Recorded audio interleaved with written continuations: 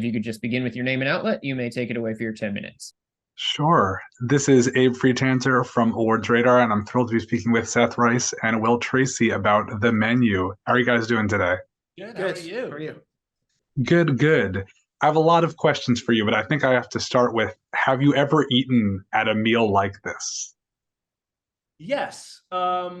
Yes. So the kind of germ of the idea for the film was I ate at a restaurant in Bergen, Norway, on a private island that you have to get on a boat and go to half an hour out to this island, and you get a tour of the island. It's just you in a small customer base, and we ate dinner, and I found the whole experience very disconcerting. It was sort of part of the world I'd never been to before, and it was getting dark, and I saw the boat pull away, and so I kind of knew that we were trapped for 4 hours. What if something happens? You're putting your lives in their hands. What if someone has a heart condition, and then how long does it take to get a doctor from the mainland? All those thoughts were kind of going through my head, and the idea of being trapped in a restaurant was kind of the initial germ. But then Seth and I kind of together and independently have been to or have been to fine dining and kind of restaurants like Hawthorne that we've sort of used sort of as anecdotal research. Yep. Yeah. Well, it sort of feels like this is told from the perspective not of people who have dined, but rather have had to serve others. So how did that play into your, I don't think either has any experience in the service industry. No, unfortunately, everyone who will read that or see that will think we're such fucking pricks that we have not. I was a bag boy and caddy, so that's my service industry experience. But I've actually never been a server at a restaurant. But I do know what it feels like to want that appreciation from the people who you are serving. And I would say, even if you're not a server at a restaurant, or you work for a boss, or you want that appreciation for the work that you're putting in to your craft. Yes. Yeah. And whether it's a kitchen or a writer's room, which is something we do have a lot of experience in, and it's not so dissimilar. And indeed, one of the chefs who someone who inspired us in the film was this chef named Philip Foss in Chicago. He owns a restaurant called El Ideas, which is a wonderful restaurant and a much warmer, nicer experience than Hawthorne.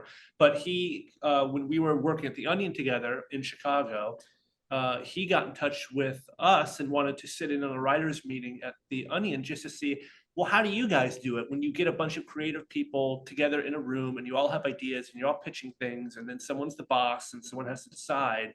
How do you manage that? How do you manage expectations and egos and push people while also nurturing them? And I think he wanted that experience because he recognized that it's not that different in a way, and you kind of live in that thing that you're making. And so, yeah, I think we were attracted to the creative process, and then also how even if you reach the height of a creative process like the chef has in the film, well, then where do you go when you reach the top? And you've got this team, you've got these people depending on it, and there's this economic imperative, and restaurants don't actually make much money. Those high-end places, even, you think they do, they don't. And so you're kind of stuck there making the thing, and it can drive you nuts because the pressure's insane. There are so many fantastic characters in this film. Did you have a favorite that you enjoyed writing most? Who do we enjoy writing most? Boy, I obviously enjoy writing for Chef. I took a little bit of pleasure in writing for John Leguizamo and Amy Carrero's character, because I feel I think Will and I even start being at the Onion, and Will and I are drawn to characters who kind of ultimately have a very deep well of sadness. And I think all the characters in The Menu have a deep well of sadness. John's movie star character has the most fun deep well of sadness because he's so charming. Right. and so it almost makes the well of sadness even deeper because he's charming about it. Whereas everyone else is kind of upfront with how sad they are. So yeah. And for me, I think probably the Tyler character, just because he is, I just wanted to write the ultimate pretentious foodie. wanted to write The Ultimate Pretentious Foodie, and Will is much more like I'm much Tyler. more Yeah. like that. I'm food is sort of in restaurants in the world of these kitchens is a sort of has long been a sort of obsession of mine. And so I think I wanted to put all the most annoying things I have ever thought or said into the mouth of a character who was a quite distasteful character. Yeah, what makes me the most insecure about the characters in the movie is Chef and his motivations for doing everything he's doing. Is it because of his ego? He's saying it's not because of his ego, but it clearly is part of his ego. He can't, even though he's at the top of his game, he still can't wash away that sort of instinct you have when you're a young person just wanting validation, a young artist just wanting validation. And I think that scares me, but it makes it interesting to write.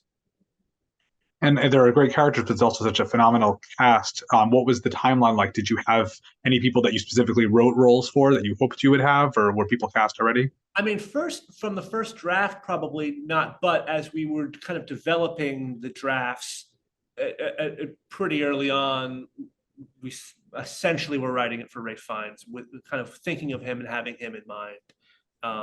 And we were just very lucky we ended up getting him. And Will and I were lucky enough to be really part of the entire Searchlight. Really made us feel like we'd be part of the entire process. Will has a really great relationship with initially had a great relationship with our director Mark, because they worked together on Succession. So initially makes it sound like we no longer. Yeah, no, that's how we got to Mark. Right. Initially, and then and now they had a huge falling out. They don't speak. No, but which was cool. Probably not granted to a lot of writers. Like, we were on set for the entire shooting of the movie. We were sitting in Video Village with Mark. We were giving notes to actors when Mark would allow it, and then we were sort of going on set giving them outlines to say, because they never quite knew when the cameras were going to hit them, because the way that Mark shot it, sort of like very Altman-y. So and I would say Will and I would leave every day, and might sound Pollyanna, but it's true, so impressed by the cast. Mm-hmm. We couldn't imagine anyone else in those parts, and they were all such smart actors. They all got the tone immediately. It was just a question of each take making it better and better and better and better. And I think we were pretty blown away by that cast. Yeah. Well, I like this film and I like recommending it to people. My question is, who shouldn't see this movie? Who would you say should stay away from this film? Oh, my father.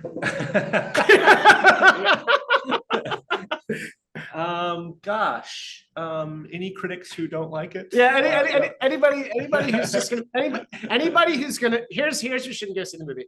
Anybody who's gonna think it just didn't quite get there for me, and then tell other people that. Yeah. It's a good question. I don't know. I mean, I'd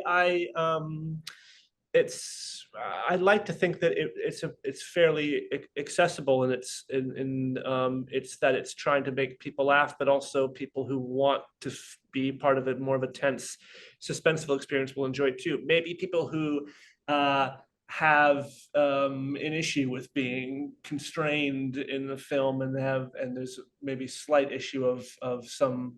I sometimes think about, like, if there's not that much violence in the film, but I know some people who really can't stand any sort of even implied violence in the film. So yeah. I think what makes it ultimately, though it takes place in such a specific world, but what ultimately makes it quite accessible, and I think what comes as a surprise to people, even though what I'm about to say is quite subjective, it's a very funny movie. And so usually all people enjoy laughter and they like to laugh. And so I maybe it's my ego, them thinking, well, we can convince anyone. They'll like the movie. Everyone will like the movie. So I don't know. Good question. I never thought about it. I do think the fact that there is a real healthy chunk of comedy makes it accessible to a wide swath of people. Awesome. Well, thanks so much, guys. It was a pleasure talking to you. Thank you. Thanks a lot. Nice to meet you.